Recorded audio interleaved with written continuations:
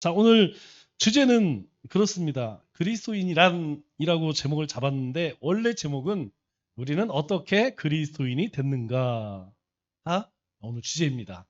우리는 어떻게 그리스도인이 되었을까요? 예수 믿어서 너무 간단하죠? 그 다음에는 할 말이 없어. 그런데 우리가 그리스도인이 되기까지 어떤 과정들이 있었죠. 그래서 그 과정들을 우리가 한번 공부해 보려고 합니다. 자, 먼저 우리가 많은 사람들이 예수님을 믿고 나서 경험하는 것들이 있습니다. 여러분들이 예수님을 믿고 나서 경험한 것들이 있죠. 세 가지로 정리해 보면 그런 것 같아요. 첫 번째는 나는 구원을 받았습니다. 그리고 두 번째로는 나는 거듭났습니다. 나는 영생을 얻었습니다. 자, 우리가 예수님을 믿고 나서 자주 고백하는 내용이죠. 그러면 우리 이런 고백을 함으로 우리 삶에 나타나는 세 가지 현상이 있습니다. 무엇이냐면 첫째는 삶의 변화가 있다는 것이죠. 삶에 엄청난 변화가 일어났습니다. 가장 큰 게 무엇이냐면 우리는 하나님 중심, 말씀 중심, 교회 중심 이렇게 살아간다는 거죠. 우리의 중심이 바뀌어졌어요. 삶의 중심이 바뀌어졌습니다. 이게 우리가 예수님을 만나고 나서 변화된 가장 큰 특징이죠. 아마 여러분 다 마찬가지죠? 뭐 어디서 어떤 일을 하더라도 주일날 또 수요일날 우리는 항상 뭐 생각하냐? 가장 먼저 예배부터 생각해요. 그리고 우리가 어떤 일을 만났을 때 나는 예수 믿는 사람으로서 어떻게 해야 되는가? 항상 이거 먼저 생각합니다. 자, 두 번째로는 우리가 예수님을 믿음으로 인하여서 마음의 평안을 누리게 됩니다. 이 평안은 그냥 우리가 편한 아무 일도 일어나서 누리는 그런 평안이 아니고 우리가 생명을 얻었다는 평안이죠. 주님 안에 있다는 평안입니다. 그리고 세 번째로는 미래에 대한 확신이 있어요. 우리는 이 땅을 떠나면 반드시 하나님 나라에 갈 것이라고 하는 확신이 있습니다. 즉, 이 세 가지 우리의 삶의 변화와 그리고 우리 마음의 평안, 미래에 대한 확신. 이것은 우리가 예수님을 믿고 나서 하나님으로부터 주어진 선물이에요. 그래서 이런 사람들은 항상 찬송으로 죽음을 맞이하죠. 왜냐하면 확신이 있기 때문에 그 확신으로 영원 속으로 들어가는 겁니다. 그리고 세상 사람들은 이해 못하는 평안과 확신을 이거 뭐 어떻게 설명할 수가 없죠. 이것은 주님을 영접한 사람들, 주님이 함께 하는 사람들만 누리는 거죠. 그래서 그러한 사람들에게는 이러한 세 가지 고백이 날마다 나올 수밖에 없다는 것이죠. 우리가 하나님 앞에 기도하거나 아니면 말씀을 통하여서 우리에게 성령님께서 계속해서 주시는 말씀이 너는 구원받은 하나님의 자녀이다. 너는 거듭났다. 너는 영원한 생명을 얻은 것이다. 우리에게 그런 확신이 있죠. 이것이 바로 우리가 구원받았다는 증거입니다. 자, 사실 이 세 가지 표현은 생명과 관계에 있다는 점에서 동일한 그런 의미죠. 같은 말입니다. 구원을 받았습니다. 거듭났습니다. 영생을 얻었습니다. 같은 말이에요. 그런데 이 말을 조금 더 우리가 구체적으로 들어가게 되면 그리스도인이 되었다는 것, 이것은 첫 번째로 과거의 죄로부터 구원받았다는 것을 인정하는 것입니다.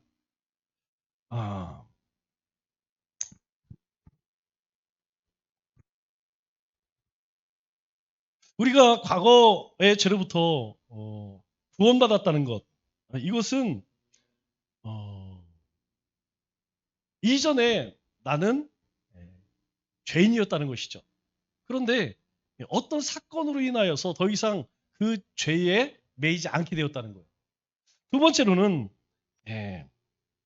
현재의 사고방식들에서 건짐받았다는 것이죠.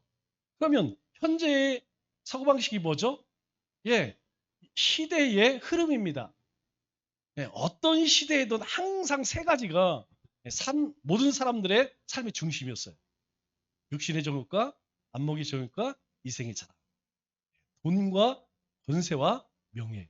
이게 모든 그 시대에 현재를 살아가는 사람들의 삶의 방식이었습니다. 그런데 우리는 더 이상 그것 쫓지 않죠? 우리는 그것을 초월해 살게 되었다는 것이에요. 그러니까 우리가 예수님을 믿게 되었다는 것은 더 이상 죄 때문에 벌벌벌 떠는 인생이 아닐 뿐만 아니라 우리는 모든 사람들이 추구하는, 우리는 통상 세상적인 것 이렇게 이야기하죠. 육적인 것. 더 이상 그러한 것들을 쫓지 않는다는 거예요. 세 번째로는 미래와 영원에 대한 확신을 가졌다는 것. 이것을 의미합니다. 이 세 가지가 예수님을 믿는 믿음으로 우리에게 주어진 거예요. 여러분들에게, 우리에게 주어졌다는 것입니다. 다른 말로 하면 우리는 더 이상 죄를 쫓지 않습니다. 죄를 즐기지 않아요. 왜? 죄를 지으면 고통스럽기 때문에. 또 우리는 모든 사람들이 쫓는 것 쫓지 않습니다. 우리는 뭘 바라봐요? 이생이 아니라 하나님의 나라를 소망하며 살아가게 되었다는 것이죠. 그래서 그리스도인들에게 주어진 것이 무엇이냐면 바로 영생이라는 겁니다. 이 영생은 이렇게 이야기하죠. 곧 유일하신 참 하나님과 그가 보내신 자 예수 그리스도를 아는 것, 이렇게 이야기해요. 그러니까 하나님과 예수님을 하나님이 보내신 예수님을 안다면 나에게는 뭐가 있다는 거예요?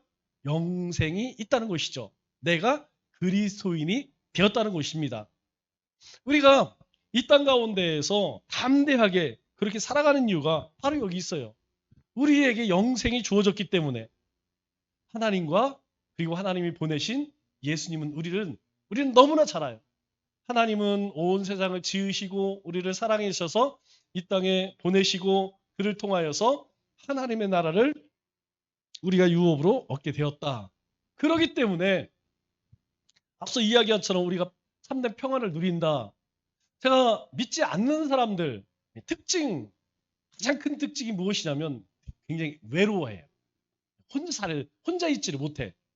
그래서 자꾸 무언가를 추구합니다. 자꾸 사람의 의지를 하려고 한다든가 돈의 의지를 하려고 한다든가 아니면 자기 취미생활에 의지하려고 한다든가. 이게 외로워. 영생 없는 사람은 외로워. 외로울 뿐만 아니라 허무해. 도대체 이제 한 50대 중반까지는 이제 열심히 일하고 사니까 정신이 없죠. 뭐 외로움 느낄 틈이 없어. 그런데 이제 조금 이제 깨어 있는 사람들은 알지. 인생이 정말 외롭고 허무하구나. 그러다가 이제 일을 내려놓고 50대 후반, 60대 이렇게 되면 급격히 찾아옵니다. 이게 급격히 찾아와요.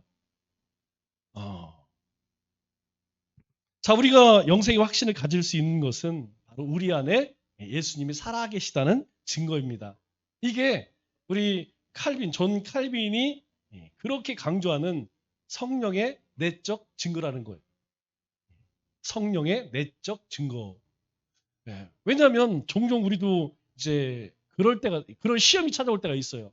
과연 진짜 구원받았나? 진짜 구원받았나? 왜냐하면 너무나 많은 사람들이 구원을 율법적으로 접근을 합니다. 지금 이 시대에도. 그래서 예수님을 영접하는 것 외에 그렇지 않은 것으로 자꾸 뭔가 짐을 지어주려고 해요. 그러다 보니까 나도 그런가? 나 정말 그런가? 이런 생각이 종종 들 때가 있죠. 그래서 우리는 이 성령의 내적 증거, 우리가 그리스도인이 됐다는 것, 예수님을 만나는 체험은 각각 다 다르지만 공통적인 어떤 과정을 거칩니다. 그 첫 번째 과정이 무엇이냐면 죄가 나를 하나님과 멀게 한다는 것을 인정하게 돼요.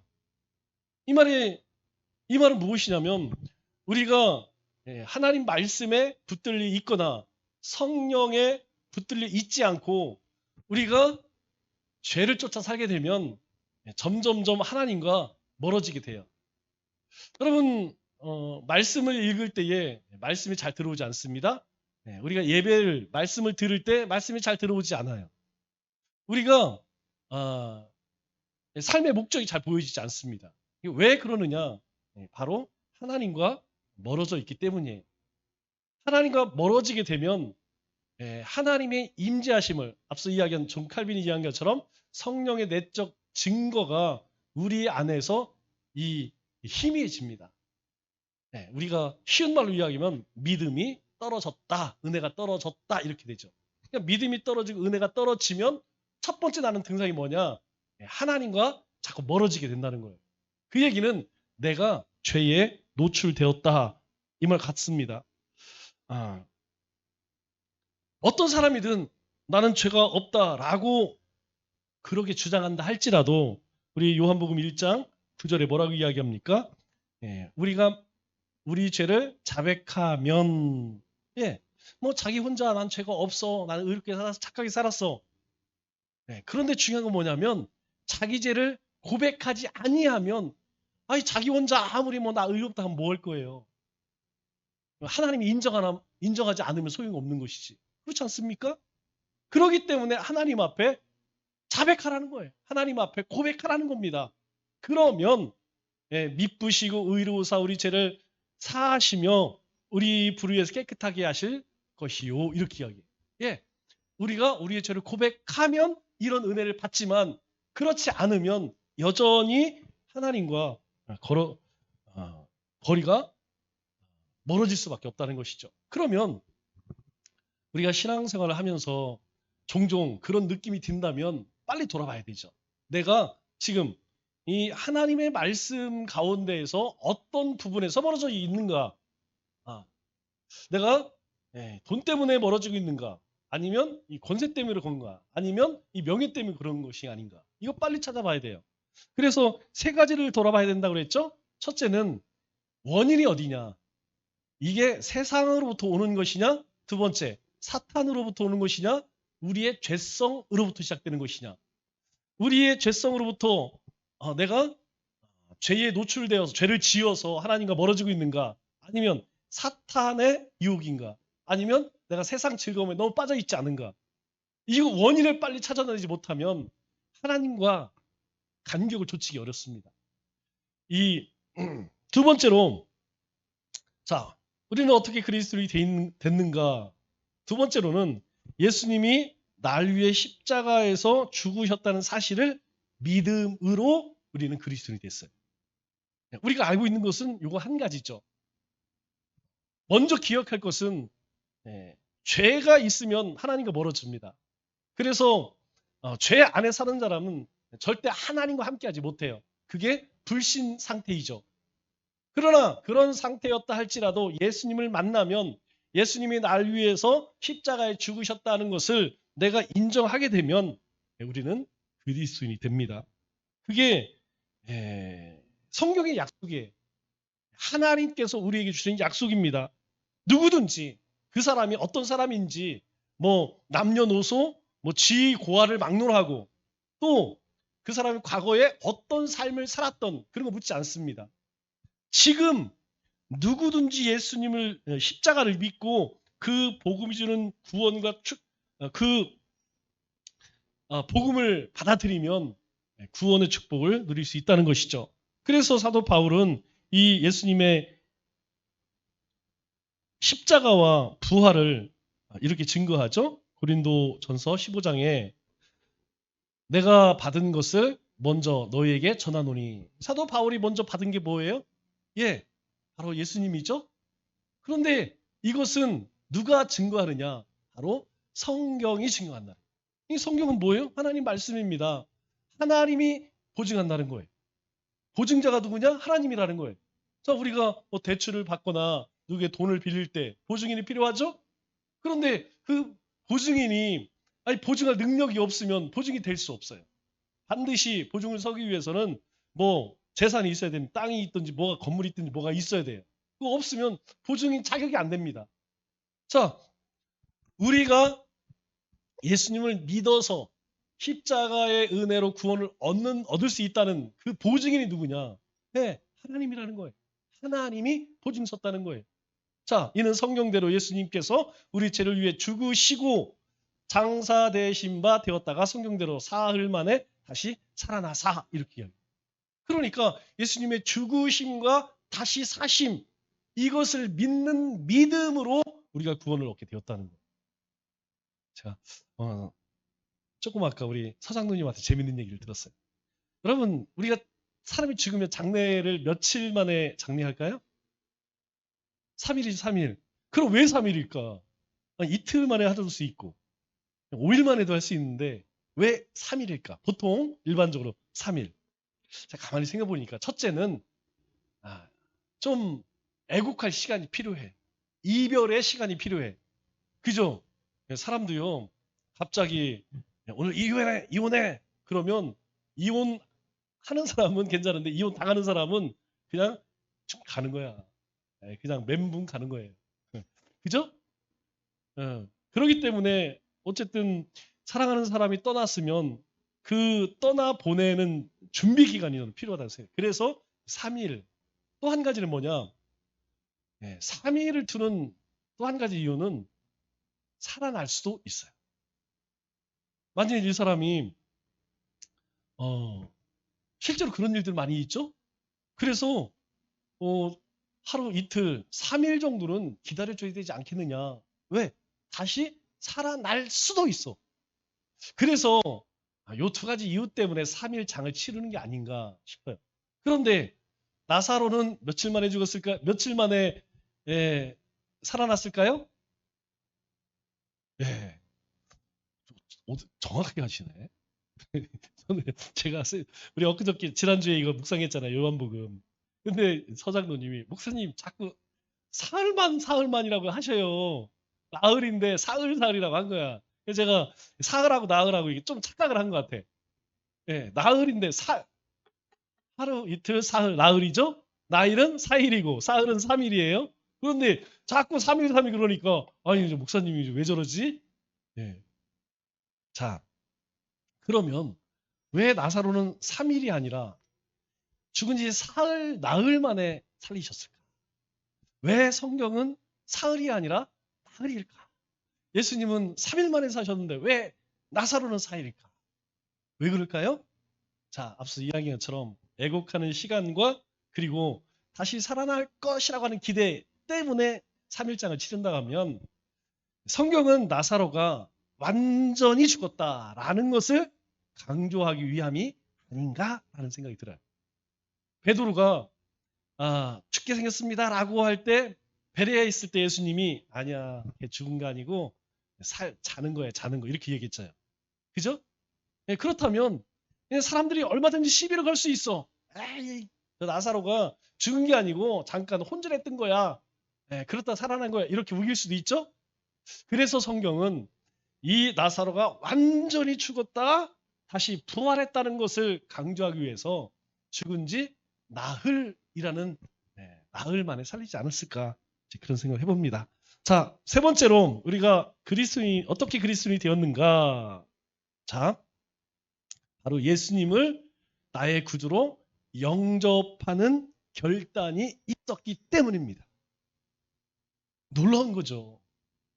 여러분 생각해 보세요. 여러분 주위에 예수 믿으십시오 라고 이야기를 해요.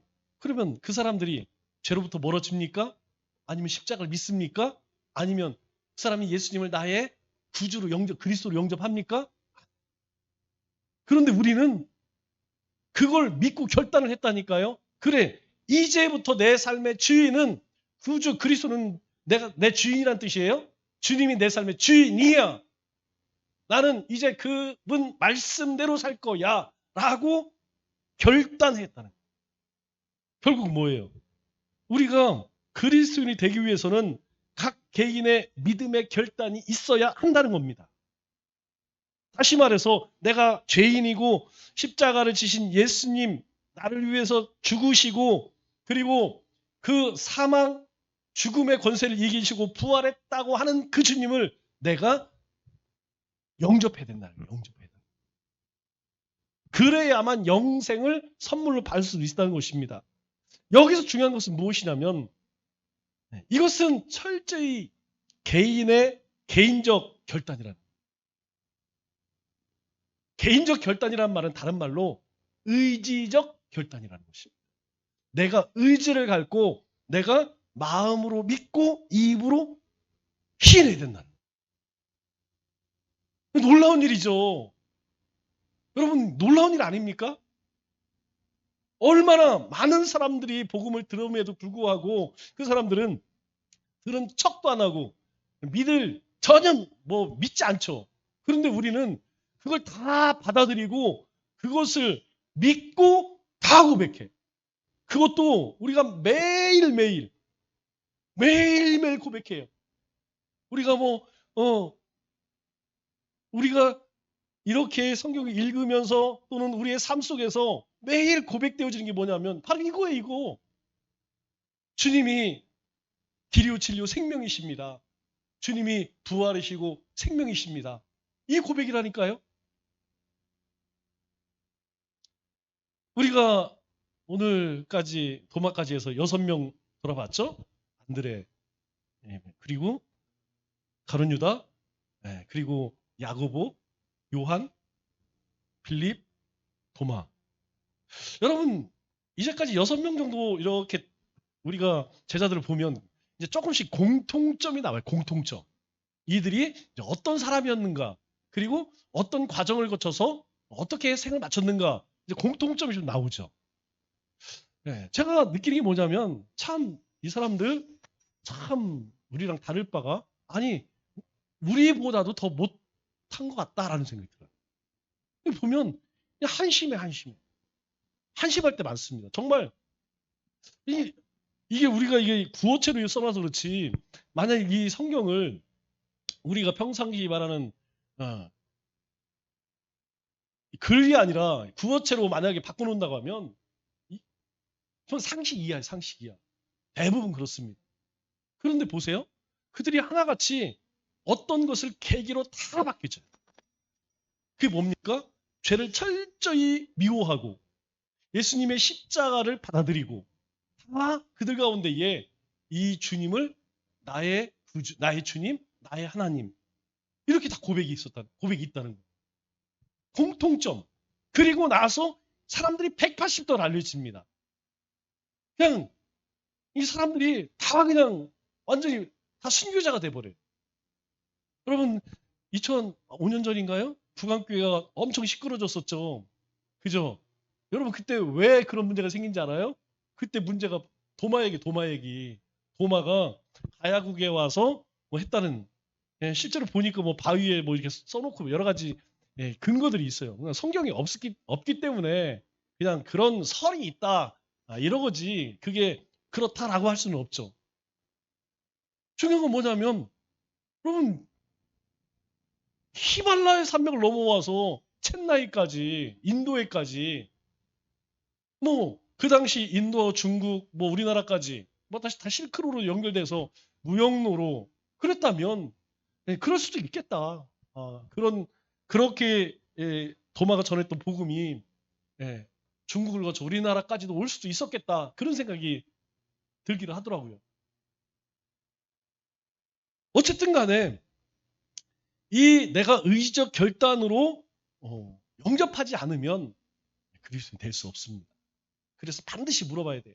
우리 스스로에게도 계속해서 물어봐야 됩니다. 나는 정말로 우리 예수님을 나의 구주로 그리스도로 그리고 하나님으로 나는 영접하고 있는가? 왜 이게 중요하냐면 둘 중에 하나입니다. 거부하든지 영접하든지. 영접한다는 것은 어떤 의미죠? 예수님을 내가 영접한다는 것은 예수님의 말씀대로 살겠습니다 라고 하는 또 다른 표현이에요. 그죠? 내가 예수님 나의 구주 나의 하나님이십니다. 이 얘기는 이제부터는 내가 말씀대로 살겠습니다. 여기에서 이제 우리가 돌아봐야 할 게 있어요. 그게 뭐냐면 만일 내가 영접했는데 말씀대로 살지 않는다면 이건 영접에 대해서 우리가 한번 고민을 해봐야 된다는 거예요. 아니 나는 분명히 영접했어. 그런데 말씀대로 안 살아? 주님을 찬양하지도 않고 주님을 예배하지도 않고 그분만 섬기는 게 아니네? 이러면 이게 돌아봐야 된다. 왜냐하면 앞서 이야기한 것처럼 나는 정말 죄로부터 자유한가? 나는 죄를 끊어낼 의지가 있는가? 의지적 결단이 있는가? 이걸 돌아봐야 된다는 거예요. 왜? 첫 번째가 그거거든요. 아, 내가 죄인이구나. 우리 예수님이 듣는 건 첫 번째, 죄는 하나님과 멀어지게 하는구나. 이걸 알아요. 그렇기 때문에 십자가를 받아들이는 겁니다. 그리고 고백하게 되는 것이죠. 그래서 우리가 그리스도가 되었다면, 그리스도인이 되었다면, 나는 진실로 주님을 내가 영접했다면 우리가 늘 우리 자신을 돌아봐야 할 것이 무엇이냐면 나는 말씀대로 살고 있는가? 그렇지 못하다면 어떻게 될까요? 바로 회개해야 한다는 것이죠. 자, 고속도로에 딱 들어갔어요. 딱 들어갔는데 그 여기가 아니네? 여러분 고속도로 톨게이트 들어가서 실수하는 게 뭐냐면 그겁니다. 서울 갈 때에는 서울 방향으로 빠져나가야 되고 대전 갈 때에는 부산 갈 때에는 대전 방향으로 빠져나가야 되는데 잠깐 딴 생각하면 어떻게 되죠? 아니 이거 부산 갈 사람이 어디로 가냐면 반대 방향으로 와. 그럼 어떻게 돼요? 어떻게 유턴해야지. 얼른 증평에 가서 오차에 가서 얼른 내려서 돌아가고 바꿔가야죠. 마찬가지라는. 우리가 만일 말씀대로 살지 못했다면 하나님께서 우리에게 주신 구원받은 그리스도인에게만 주신 유턴이라는 게 있어요. 유턴. 회개하라는 거. 만일 영접했는데 말씀대로 살지 못하면 유턴해라.